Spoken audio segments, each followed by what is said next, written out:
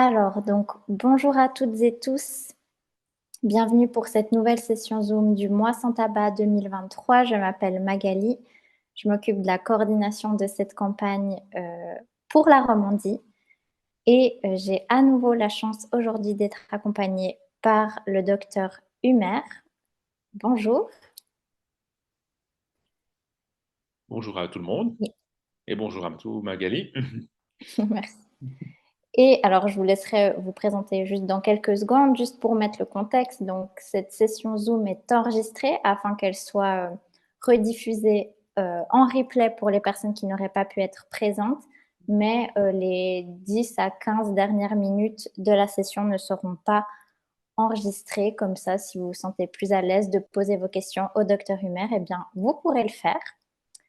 On est donc au J15. Vous avez peut-être toujours votre guide de 40 jours avec vous. Et justement, le thème de ce jour 15, c'est mieux dormir. Donc, c'est pour ça qu'aujourd'hui, le docteur Humer va vous parler à la fois de ce thème-là, de mieux dormir, du sommeil, des éventuelles questions et problématiques autour de ce thème, mais aussi d'un autre sujet, symptôme et situation qu'on peut vivre, qui est la dépression liée à l'arrêt du tabac. Donc, on se réjouit d'entendre les conseils du docteur Humer. N'hésitez pas à poser vos questions dans le chat, mais également en commentaire de la vidéo que vous regarderez en replay. Toute l'équipe du Mois sans tabac est là pour vous répondre. On vous félicite d'être là et d'être dans ce programme à ce jour 15, à la moitié, euh, oui, la moitié du programme. Et puis, je vais tout de suite laisser la parole au docteur Humer qui pourra se représenter si besoin et commencer cette discussion. Voilà, bonjour à tout le monde. Je me représente parce que je ne sais pas si forcément les gens me connaissent, ceux qui participent à cette séance. Je suis Jean-Paul Humer, je suis médecin, je suis directeur du CIPRE Genève, qui est l'association qui s'occupe de la prévention du tabagisme dans le canton de Genève. Et puis on est un des partenaires assez investis dans le mois sans tabac pour justement donner le contenu professionnels sous différentes formes, puisque nous avons participé à l'élaboration de la brochure qui a été montrée tout à l'heure, et puis que vous avez en principe tous reçu, et aussi sur les séances en fait qui sont en ligne. Je ne suis pas le seul d'ailleurs du CIPRET, puisque j'ai deux autres collègues qui participent à différentes activités dans ce domaine.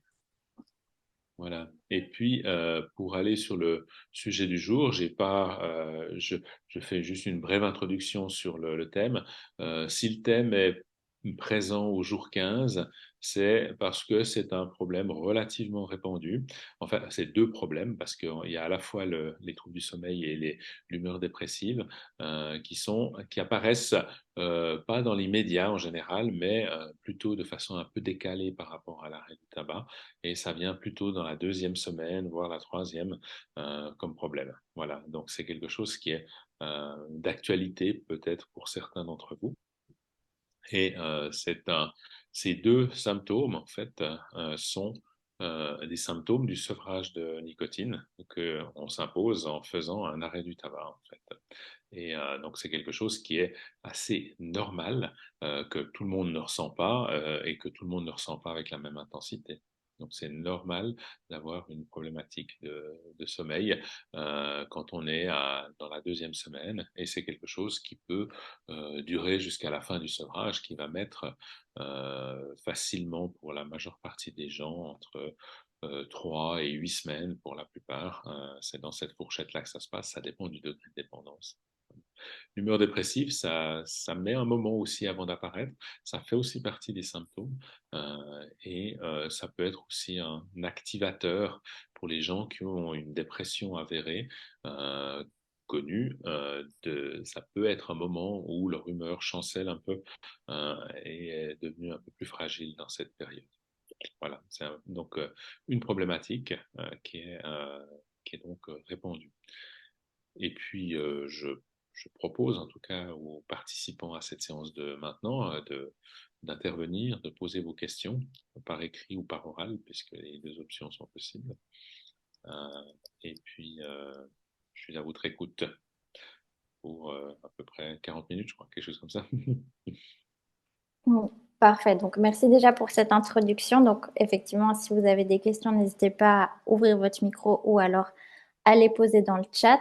Et peut-être, en attendant, peut-être que d'autres personnes se connectent parce que, sauf erreur, il y a peut-être eu un petit bug dans la transmission du lien Zoom. Moi, je vais vous poser une question que j'ai beaucoup observée sur le groupe Facebook, justement en lien avec le sommeil. Beaucoup de personnes expérimentent, par exemple, des cauchemars. Est-ce que ça fait partie aussi du coup des troubles du sommeil qu'on peut observer vraiment liés au sevrage? Oui, ça peut être lié au sevrage. Il y a aussi une particularité qui peut être, parce que c'est un symptôme qui peut aussi apparaître pour les gens qui prennent un patch de nicotine de 24 heures. Certains, notamment dans la première phase où la dose est la plus élevée, peuvent, donc dans le premier mois, eh bien, peuvent ressentir justement euh, une, euh, des rêves un peu fantasmagoriques. On a aussi qui peuvent être soit des rêves stimulants, plutôt dans une tonalité agréable, comme des rêves désagréables qu'on qualifie de cauchemars en fait. OK, OK. Et puis, on avait un produit qui aidait aussi les gens à arrêter de fumer, qui s'appelait le Champix précédemment. Et c'était aussi dans les effets indésirables, quelque chose qui apparaissait dans le premier mois en général, pour une petite minorité. Mais c'est quelque chose d'étonnant, la nicotine, tout comme la nicotine. Donc en fait, c'est quelque chose qui est pas sur. OK, alors de mon côté, j'expérimente des petits bugs, avec là, je crois que c'est bon. Je sais pas si l'équipe Impact Up peut me dire si c'est ma connexion qui bug ou voilà, mais là, je crois que c'est bon. Je vous ai retrouvé, docteur Humer. Moi, je suis toujours là, en tout cas. OK, parfait. Non, je pense que c'était juste la dernière phrase, qui pour moi a un peu buggé, mais peut-être que c'est ma connexion. Mais, OK, parfait. Hem, du coup, alors est-ce que là parce que voilà, pour l'instant on n'a pas de questions, donc voilà, le but c'est pas de voilà, d'inventer des questions, mais Mhm. vous de votre expérience, voilà, que ce soit par rapport au sommeil ou à la dépression, est-ce qu'il y a tout d'un coup quelque chose qu'on peut se mettre à observer? Parce que par exemple, vous avez parlé du patch. Est-ce que la façon justement dont on utilise les substituts nicotiniques, est-ce que ça peut avoir une influence justement sur ces symptômes-là? Mhm. Pour les troubles du sommeil qui sont liés au sevrage, le fait d'en utiliser va être aidant. Après, si les utiliser à des doses suffisantes, surtout au début, parce que certains fumeurs qui arrêtent à être un peu minimaliste dans les doses au début. Il faut, en fait, on donne une dose plutôt élevée au début qui correspond, qui se rapproche d'à peu près de la dose que les gens consommaient en fumant. Et puis ensuite, on fait une diminution progressive sur plusieurs semaines, en fait. Durer, c'est 2 à 3 mois, hein, donc c'est quelque chose qui prend du temps. Voilà. Et puis, donc, c'est quelque chose qui est le fait de prendre, dans la majorité des cas, c'est le sevrage de nicotine qui fait le problème. Et de ce fait-là, de prendre un traitement est un élément qui va plutôt favoriser la qualité du sommeil. Euh, et d'ailleurs, un nombre appréciable, pas tous, mais un bon nombre de fumeurs expérimentent au bout de quelques semaines. On est peut-être encore un petit peu tôt maintenant pour le voir, mais disons plutôt dans le deuxième mois ou le troisième, en fait, ils voient de façon répétée que leurs nuits sont plus récupératrices et l'impression de mieux dormir en fait. Parce que effectivement, ils n'ont pas ce sevrage à bas bruit qui se fait sans forcément les réveiller, mais qui perturbe leur sommeil. Et on sait que les fumeurs ont une qualité de sommeil qui est nettement moins bonne que celle des non-fumeurs parce qu'il y a justement cet effet de la nicotine qui est un stimulant. C'est un stimulant qui est bien vu pour bien des choses, et notamment pour les sensations agréables que ça suscite de façon extrêmement rapide, mais c'est aussi un stimulant qui perturbe les mécanismes qui se passent dans notre cerveau et qui vont favoriser le fait d'avoir un moins bon sommeil. Voilà. Et puis, c'est quelque chose qui est qui est bien connu, qui, si on fait rien, va se tasser aussi progressivement, parce que le sévrage de nicotine, on en sort, et c'est quelque chose mais c'est quelque chose qui va durer entre 6 et 12, 15 semaines pour la plupart des gens. Voilà. Donc, et puis, on voit le deuxième mois est moins difficile que le premier, le troisième est encore moins difficile que le deuxième, et ainsi de suite. C'est assez classique comme évolution. Voilà. Mais le sommeil fait partie, en tout cas, de ça. Pour ce qui est de l'humeur dépressive, c'est quelque chose qui vient plus progressivement et un peu plus tardivement. On est dans la phase maintenant où ça peut commencer de venir, mais souvent les gens voient ça un petit peu plus tard. Et c'est aussi parce qu'on a affaire à un stimulant de l'humeur. En fait, on se rend compte dans le cerveau, il y a toute une chimie particulière à travers des molécules, des neurotransmetteurs, en fait, comme la dopamine, la noradrénaline, la sérotonine. Et puis, la nicotine, elle participe aussi à ça, et elle participe en étant plutôt un stimulant. Donc, en fait, pour que les gens aient moins ce problème, eh bien, et de prendre un traitement va les aider à moins avoir de sevrage de nicotine, notamment les substituts nicotiniques, dans la plupart des cas. Et puis, peut-être aussi qu'on peut penser à l'utilisation de certains produits excitants. Je mets en premier lieu le café, qui certainement, euh, qu'il serait certainement aidant d'éviter de prendre en soirée pour justement ne pas donner un stimulus supplémentaire qui va activer encore un peu plus le cerveau et le faire lui causer des troubles pour s'endormir. Ok. Voilà. Donc ça, c'est des choses qu'on peut faire. Et puis, penser aussi on peut occuper son temps avant de se coucher autrement qu'en fumant une cigarette sur le balcon ou dans le salon, hein, ça, chacun fait où il veut. Mais disons, c'est quelque chose d'avoir une activité de remplacement juste avant le coucher. Il y en a certains qui optent pour faire, alors ça dépend un peu de la météo, c'est peut-être moins favorable maintenant, mais disons de faire petite balade nocturne avant d'aller se coucher. Euh, c'est quelque chose qu'on peut tout à fait envisager, mais on peut très bien faire un mot croisé ou faire quelque chose qu'on aime faire, hein. C'est juste divertir son attention sur autre chose. Pas se retrouver dans son lit à ruminer, je dors pas, je dors pas, je dors pas. Voilà. Et moi, je me demandais par rapport à la dépression, quelqu'un qui prendrait par exemple des antidépresseurs, est-ce qu'il peut y avoir une influence lorsqu'on arrête de fumer ou pas? Alors, le fait d'avoir une dépression maladie, hein, donc je fais la différence entre ce que Mhm. j'ai parlé jusqu'à présent, c'est Ouais. plutôt des symptômes dépressifs que tout le monde peut vivre dans sa vie, en fait, d'être un peu tristouné à un moment.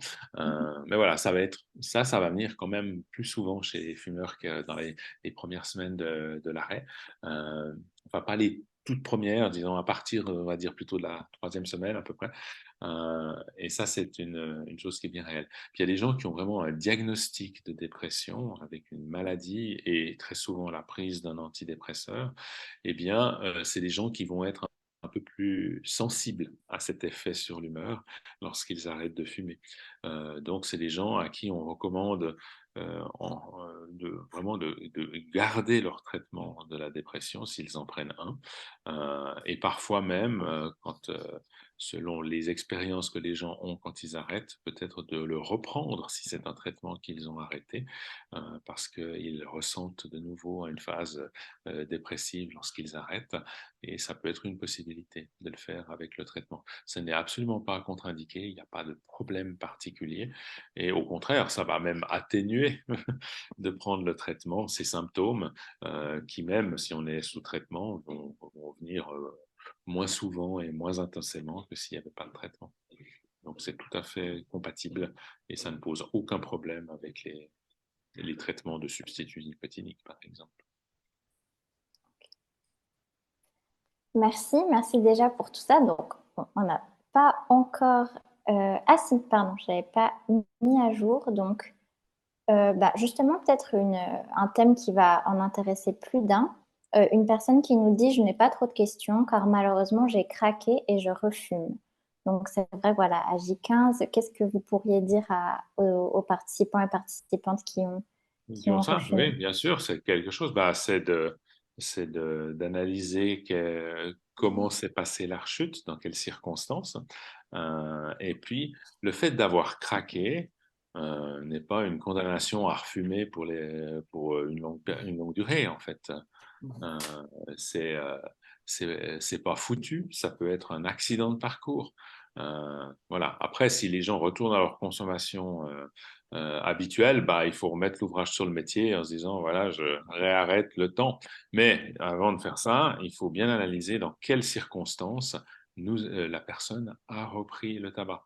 Et très souvent, c'est quelque chose qui a pas été fait de façon suffisamment sérieuse ou intensive.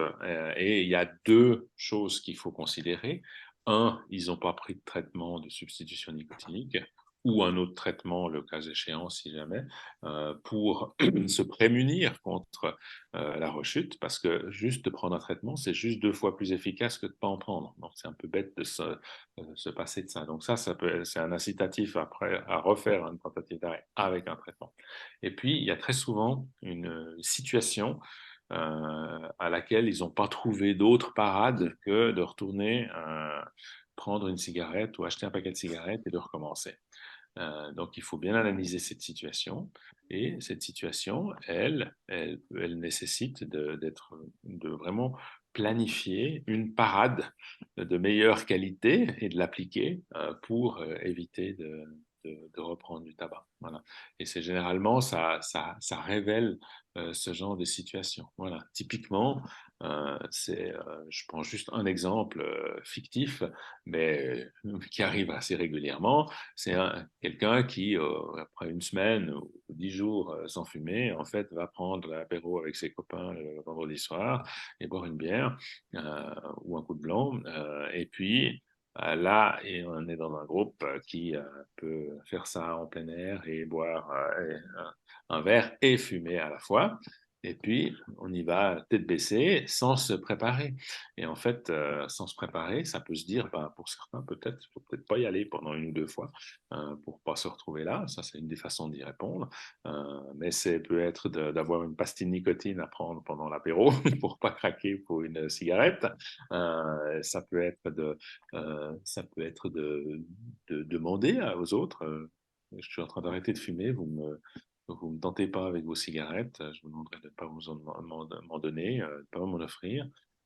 Et même si j'ai envie d'en prendre une, vous refusez. Voilà, quelque chose comme ça qui peut se prémunir la contre. Il n'y a pas une parade meilleure que l'autre. Chacun peut choisir ce qui convient le mieux pour éviter ça. Donc en fait, le fait d'avoir essayé est déjà un bon point, mais c'est que, on va dire, le, les conditions dans lesquelles on l'a fait n'ont pas été optimales parce qu'il y a un élément qui a manqué pour que ça marche mieux. Voilà. Et puis, donc, il faut tirer profit de cette expérience pour faire mieux la fois d'après et notamment donc, mieux gérer ces situations difficiles. Et puis, pas se dire que c'est une fatalité, j'y arriverai jamais. Au contraire, il faut réessayer, retenter. Et puis même, le plus vite c'est, le mieux c'est. Parce on n'est pas reparti dans les bonnes vieilles habitudes dont on est en train d'essayer de se débarrasser. Et on a tous le droit, quand on apprend à skier, on a toutes les chances de tomber au moins une fois dans son apprentissage de ski, et même marcher quand on est un enfant, on a un bébé, on va se casser la figure 1 ou 2 fois. Mais arrêter de fumer, c'est ça. C'est un apprentissage de nouvelles manières d'être et de nouveaux comportements qui permettent justement de favoriser ce changement. Et puis, bah, il faut mettre les outils les plus utiles. Voilà. Je ne sais pas si la personne veut nous donner plus d'informations sur sa rechute. Euh, et Oui, puis, bonjour. Oui, ah, bah voilà. Vous m'entendez? oui, c'est Oui, Christine, hein. Oui, Oui. merci beaucoup pour tout ce travail autour des gens qui fument et qui voudraient arrêter. Alors, moi, j'avais une question finalement par rapport aux antidépresseurs, mais alors, juste, puisqu'on est entre nous presque, hein, vu il y a pas grand monde, je effectivement, précise juste que la session est toujours enregistrée si jamais. Donc, si tout d'un coup vous oui, êtes plus à l'aise à prendre, oui, voilà. Pardon. Voilà, moi, en fait, j'ai commencé le mois sans tabac avec une vapoteuse nicotine. Puis après 5 jours, j'ai fait j'avais des espèces de sensations d'étourdissement, de vertige, tête qui tourne à chaque fois que je me levais ou que je bougeais. Enfin, et j'avoue que ça m'angoissait. J'ai cru que je croyais que j'allais tomber dans les pommes. Et puis, ça m'a donné un sentiment vraiment pas agréable. Et puis, j'avais quand même posé la question par mail à l'équipe qu'effectivement, il y a peut-être un surdosage de nicotine par rapport à ce que je fumais avant, puisque j'en fumais plus beaucoup. Mais encore une fois, ça a presque été une mauvaise excuse pour me dire non, finalement, je suis mieux avec la cigarette. Donc, j'ai arrêté la vapoteuse, j'ai repris mes cigarettes et j'ai plus de vertige. Voilà, les fausses excuses, on en trouve toujours. Puis moi, j'ai un corps qui réagit assez fort aux tentatives d'arrêter de fumer. Je vais toujours sortir quelque chose qui va me donner après une bonne raison de reprendre ma cigarette, même si j'en fume pas beaucoup. Je suis pas une grosse fumeuse. Et la Mhm. question, parce que ça m'a fait penser quand vous parliez des antidépresseurs, il y a déjà bien des années, je m'étais inscrite à un programme du CHUV pour arrêter de fumer. C'était aussi un programme très encadré, avec du sport et tout ça. Et il y avait un antidépresseur qui était sorti et qui faisait qu'on n'avait plus envie de fumer. Bon, moi, à l'époque, je n'en prenais pas du tout, j'étais bien. Et puis, je me rappelle, je l'avais pris pour tester. Alors, ce truc, ce médicament, je me rappelle très bien, ça avait marché pour devenir non-fumeur, quoi.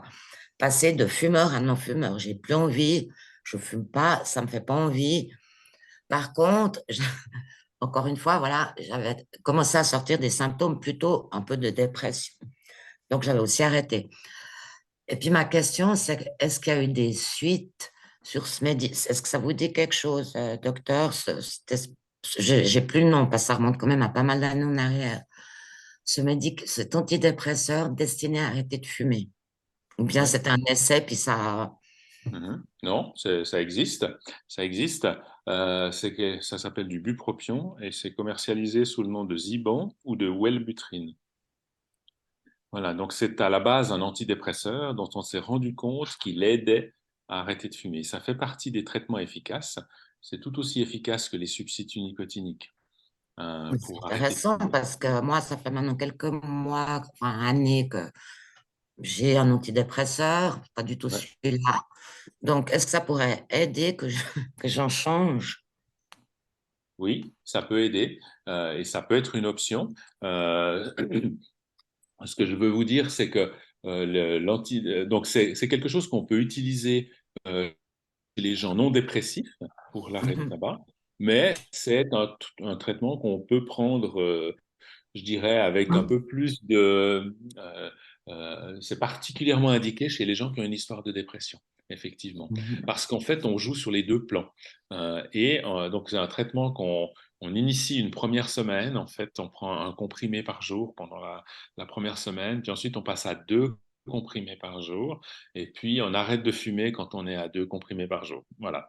Et puis, ça, c'est quelque chose qu'on initie comme ça et qui permet d'augmenter avec une efficacité qui est même légèrement supérieure aux substituts nicotiniques. C'est quelque chose qui aide bien et qui est positif pour l'humeur, effectivement. Donc ces gens-là se sentent moins déprimés. Donc vous feriez une bonne candidate pour ce traitement. Par contre, vous devez avoir une prescription médicale. C'est oui, pas quelque chose qu'on peut redire aux gens, vous oui, allez les mais prendre à la pharmacie. Vous avez besoin d'une prescription médicale pour le faire. Et ça peut se faire par n'importe quel médecin avec qui vous en parlez. Ça peut être un médecin généraliste, il n'y a pas besoin d'aller voir un psychiatre, par exemple. oui, oui. Alors, c'est étonnant, mais attendez, je vais juste mettre ma vidéo parce que je trouve pas poli de parler. Voilà, bonjour, excusez-moi. Voilà. Bon. Rebonjour, Euh, Christine. alors, c'est très intéressant et je regrette pas d'avoir pris ce Zoom, même si je me sentais. Mon médecin généraliste, ça fait des années qu'elle me tanne pour que j'arrête de fumer, bien Mhm. sûr. Elle me fait des tas de petites séances de relaxation, méditation. Et puis, c'est elle qui m'a prescrit l'antidépresseur. C'est pas pour des questions de dépression, c'est plutôt un état. J'avais eu des crises d'angoisse liées à une situation particulière. Enfin bref, puis c'est vrai que c'est quelque chose je me vois pas, je suis pas dépressive, mais les antidépresseurs, là, c'est le citalopram, ça me calme vraiment. Donc je me Oui, dis, on peut utiliser ces traitements pour d'autres troubles, notamment dans oui, la gamme des voilà. troubles anxieux, avec un bon effet. Mais C'est des antidépresseurs à la base, mais ça marche aussi sur d'autres troubles, comme certains troubles anxieux, en fait. Ouais. voilà. Mais alors pourquoi mon médecin n'a pas peut-être fait le lien avec cet antidépresseur dont vous parlez, en me disant, ben, Mais il prenez connaît plutôt, peut-être pas alors bien. je vous prescris celui-ci, parce que Mhm. ça va en même temps vous aider à, enfin, Oui, oui, c'est tout à fait aidant. Enfin, moi-même, j'ai une expérience de plein de patients en fait qui ont bénéficié de ce traitement pendant au moins 20 ans en fait. Je me souviens que la toute première patiente, on avait fait venir le médicament des États-Unis parce qu'elle tenait absolument à utiliser ça et ça a super bien marché. Et puis elle a pu avoir des grossesses sans sans être fumeuse, donc ça s'est très bien passé. C'était ah oui. une anecdote, mais disons ça, Mhm. c'est quelque chose qui marche. De nouveau, c'est pas quelque chose qui a une efficacité de 100%. Il faut quand même bien réaliser, mais il n'y a aucun traitement qui a une efficacité de 100%. Et puis il y a un certain nombre de contre-indications dont on doit tenir compte pour la prescription du propion ou du Zibon. Euh, c'est euh, c'est contre-indiqué chez des gens qui ont soit une épilepsie, soit une maladie qui favorise l'épilepsie. Voilà. Donc, ça, c'est quelque chose qui est contre-indiqué. Et puis, il y a prise d'autres traitements, d'autres médicaments qui peuvent interagir négativement. Voilà. Donc, il y a quelques médicaments avec lesquels, maintenant, en fait, c'est assez facile de regarder. Il existe une série d'applications où on met les médicaments que les gens prennent ou pourraient prendre et puis on regarde s'il y a des interactions entre eux et on a une estimation de c'est absolument contre-indiqué, on peut le faire mais il faut faire attention ou bien il faut utiliser une plus basse dose ou des choses comme ça. Donc il y a des options, mais c'est pas la plupart des médicaments, disons, qu'on prend pour autre chose ne vont pas interagir négativement. Mais Bah, ça, c'est très intéressant en tout cas, alors merci c'est quelque beaucoup. chose qui peut se faire. Et si jamais, vous êtes de quelle ville? Du côté de Lausanne, Vous êtes du côté de Lausanne. À Lausanne, au CHUV, il y a une consultation de tabacologie ambulatoire où les gens peuvent aller prendre rendez-vous pour être suivis. Et c'est un suivi par un médecin je connais bien l'équipe même si je suis de Genève, je connais très bien l'équipe de Lausanne. En fait, on a travaillé ensemble sur beaucoup de choses, notamment sur le domaine de l'arrêt du tabac. Et puis, donc, en fait, ils peuvent être peut-être aidants et donner un petit oui. plus par rapport à votre médecin traitant sur Ah oui. le choix du traitement. Ben voilà, ben écoutez, merci beaucoup, puis ça tombe bien que je sois dans cette séance Zoom parce que ça me donne une nouvelle impulsion. Oui, Puis oui, oui, oui, voilà, oui, oui, tout à fait. Et mes puis, proches en savent quelque chose. voilà, vous vous souvenez quelle situation vous a fait craquer à un moment donné? Aude, vous parlez des nombreuses fois où j'ai essayé Non, la d'arrêter. dernière fois, là, il y a quelques jours en Ben, arrière. c'est justement, alors, c'est juste le malaise de mon corps, Oui, d'avoir ces sensations de vertige. J'étais, j'ai eu peur de tomber dans les pommes, puis je gardais ma petite fille. D'ailleurs, je l'avais dit, on s'est couché, j'ai dit, je me sens pas très bien. Si tout d'un coup je m'évanouis, t'appelles maman. Et honnêtement, j'étais bien partie. Franchement, la vapoteuse avec nicotine, ça mhm, marchait bien. mhm, Je vapotais le même nombre de fois que j'allais fumer, c'est-à-dire 5 ou 6 fois par jour. Mais le jour où j'ai eu les malaises, j'ai beaucoup plus eu besoin de vapoter. mhm. Alors, après, est-ce que c'était ça ou Si autre vous chose? a... Ouais, moi je me demande si c'est pas le sevrage plutôt que le surdosage de nouveau, Oui. ce genre de Et choses. comme On peut c'était... avoir ces sensations de malaise dans la phase de sevrage. Effectivement, la solution, elle est de prendre un peu plus de nicotine. Vous Mhm. fumez combien de cigarettes avant d'arrêter? Là, depuis juin, jusqu'en juin, je fumais à peu près un paquet par jour, puis depuis juin, j'avais baissé. J'étais arrivée à 3 et après 5, 6. J'en étais à Ouais, 6 maximum. d'accord. Puis la nicotine, vous avez pris quelle dose? Vous vous souvenez 6 combien de milligrammes par milligrammes. millilitre il y Oui, avait? Vous savez 6, combien il y avait? 6 milligrammes. 6 milligrammes. Ouais, c'est assez bien Ouais. comme estimation pour la quantité que vous fumiez à ce moment-là. Euh, Je sais, disons, beaucoup de gens, ils interprètent que c'est un surdosage et le plus souvent, ces symptômes un peu de mal-être général Mhm. sont plus liés au sevrage, en fait.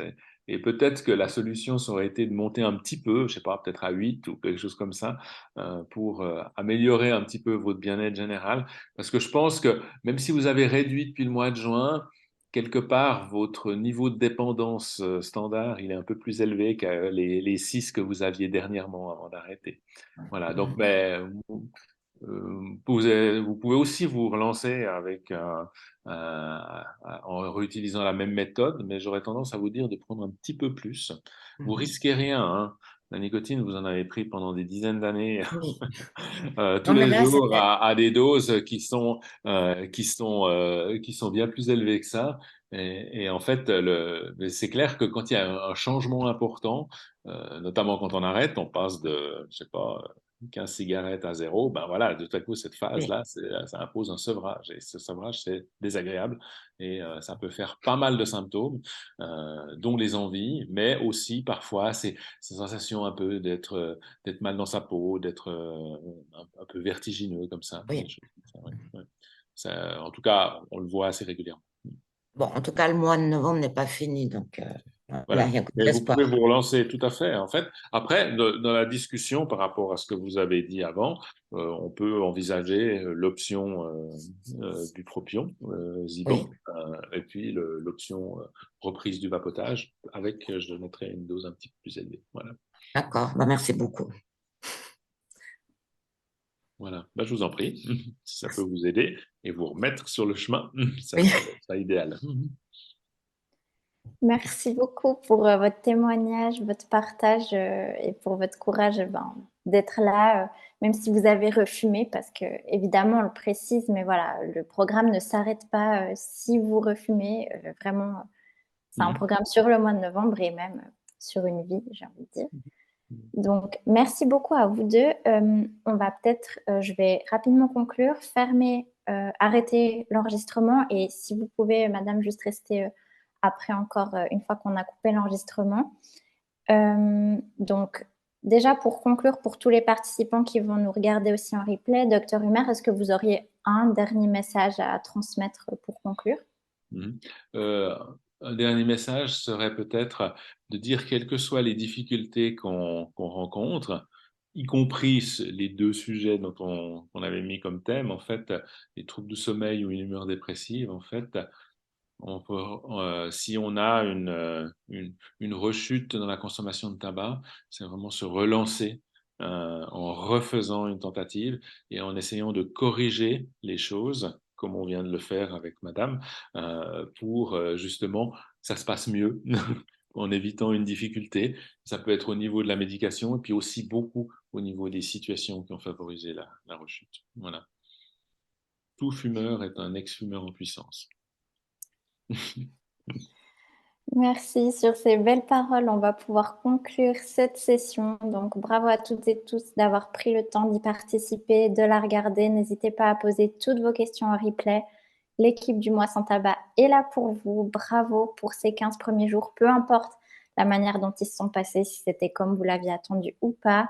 Vous pouvez à tout moment renouveler votre choix, vous observer et toujours avec beaucoup d'accueil, d'amour et de bienveillance.